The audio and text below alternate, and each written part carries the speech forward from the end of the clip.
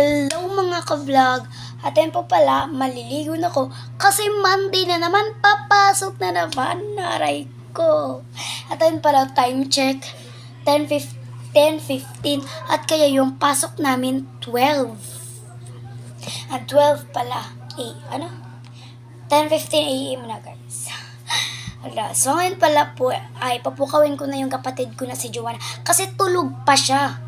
Kasi mga 10 PM siya natulog kagabi kasi naman gagawa siya ng assignment nila. At ako, natulog na ako.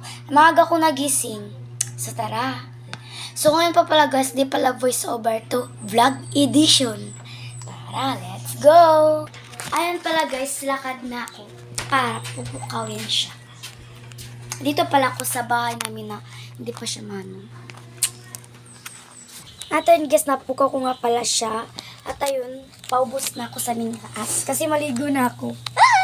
Excited ba kayo papasok? Miss. Medyo.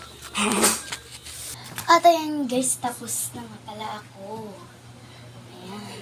Ang dali nga pala no. At ayun, sulayin nga pala natin kasi ikimpit na lang to ni mama.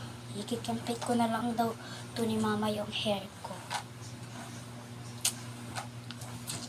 Outfit check for get ready for school. At ayun guys, kinimpitan ako ni mama. Ito.